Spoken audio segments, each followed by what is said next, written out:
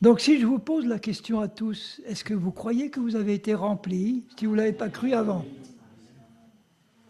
Si vous ne l'avez pas cru avant, c'est ça qui compte. Maintenant, le croyant, vous allez voir à quel point ça va aller vite, la manifestation du don des langues et des autres dons de l'esprit, selon votre aspiration à les exercer.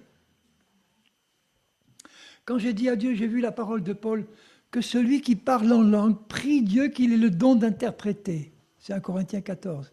J'ai lu ça, j'ai dit Seigneur, je mets ça en application. Donne-moi le don d'interpréter les langues qui sont données dans une assemblée ou une langue inspirée par l'Esprit. Je l'ai reçu immédiatement, le don, mais je ne le croyais pas. Au sens, je l'ai demandé sincèrement, il me l'a donné tout de suite. Après, quand il y a eu, quelque temps après, une langue qui s'est manifestée dans l'église où j'étais, on attendait que l'interprétation se donne. Et moi, j'attendais aussi. Et puis, il y a une pensée qui me venait à l'intérieur, et je pensais que c'est moi qui pensais ça. Donc, je n'ai pas du tout pensé que c'était l'interprétation de la langue. Il y a quelqu'un qui a dit, voilà l'interprétation de la langue, c'était la même pensée que j'avais. Je ne l'aurais pas exprimé de la même manière, parce qu'il y a une façon de l'exprimer, qui correspond à notre personnalité à chacun, mais la pensée était la même. J'ai dit, mais voilà, tu avais le don, la prochaine fois je me lance. Une occasion où j'ai eu une langue qui a été donnée, j'ai eu une pensée qui me venait. J'ai dit, là je me lance par la foi. Je ne vais pas dire c'est toi qui fabriques, c'est toi. Il faut oser se lancer dans le don quand le don se présente. Donc j'ai dit, voilà l'interprétation. Et à la fin, il y a quelqu'un qui me dit à moi en disant, j'avais la même pensée, mais je n'ai pas osé la dire. Il faut oser exercer les dons. Le don de guérison, par exemple, une des fois où c'est venu, c'est un don spécial. Il y a une sœur qui vient dans une assemblée en boitant à la fin du culte. Elle me dit, frère, priez pour moi parce que j'ai été opéré il y a 10 ans d'un cancer de l'utérus et voilà qui revient. Et maintenant j'ai du mal à marcher, je vais en vélo, ça peut aller, mais j'ai du mal. Et moi, normalement, j'aurais pu mettre en application la parole de Marc XVI. Donc je commence par l'exhorter, lui dire, Seigneur, veux que tu sois guérie, ma sœur, fais-lui confiance, etc. Et puis je sens l'onction de l'Esprit nous couvrir à tous les deux comme si on était enfermés dans une bulle, au milieu de la foule. C'est ce que j'ai ressenti.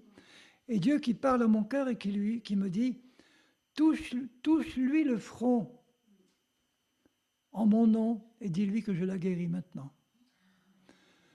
C'est un don de guérison, ça. C'est quelque chose qui vient de l'esprit, qui est instantané.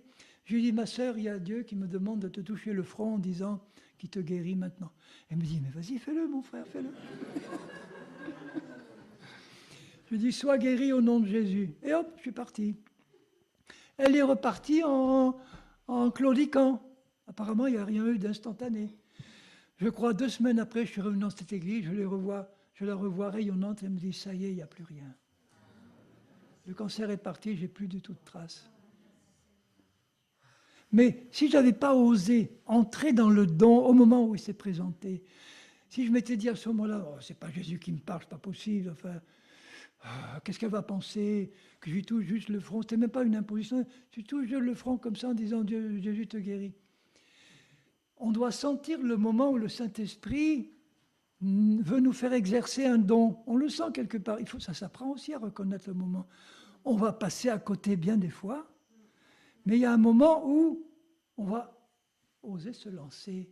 Et c'est là que Dieu fait le miracle. Que veut dire exactement le discernement des esprits? C'est savoir quel est l'esprit qui est à l'œuvre derrière une personne, qui peut contrôler une personne, ou derrière un phénomène. Parce que le diable fait aussi des miracles. Il fait aussi des choses, mais il parle des miracles mensongers dans 2 Thessaloniciens 2, Paul. Donc quand un miracle se produit, le discernement de l'esprit me permet de savoir si ce miracle vient de Dieu ou s'il est fait par un mauvais esprit. Ou si la personne qui est devant moi, elle est liée ou contrôlée par un esprit qui n'est pas l'esprit de Dieu. Ça ne se voit pas de manière visible. Hein. Mais c'est le Saint-Esprit qui le révèle. Voilà, cette personne-là, elle est liée par un démon. Mais ce don-là t'est donné au moment où tu rencontres une personne et que le Saint-Esprit, parce que c'est pas toujours... Si je ne suis pas attentif à ce que le Saint-Esprit, je peux regarder la personne et puis je me rends compte de rien parce que je ne suis pas à l'écoute de ce que le Saint-Esprit veut me dire. Tandis que quand il veut que j'exerce ce don de discernement de l'Esprit, je suis à l'écoute du Saint-Esprit, je regarde la personne, je sens qu'il y a quelque chose de bizarre. Et je suis à l'écoute de l'Esprit. Il me dit, là, il y a ce problème-là. Il y a un démon qui lie. Avant, je disais à la personne, viens, je vais te délivrer de ton démon. Jésus m'a dit, non, non, je ne fais pas comme ça. Enseigne-lui la vérité, et la vérité la franchira. Sauf s'il y a une manifestation évidente sous mes yeux, qui est démoniaque, là, il faut intervenir directement.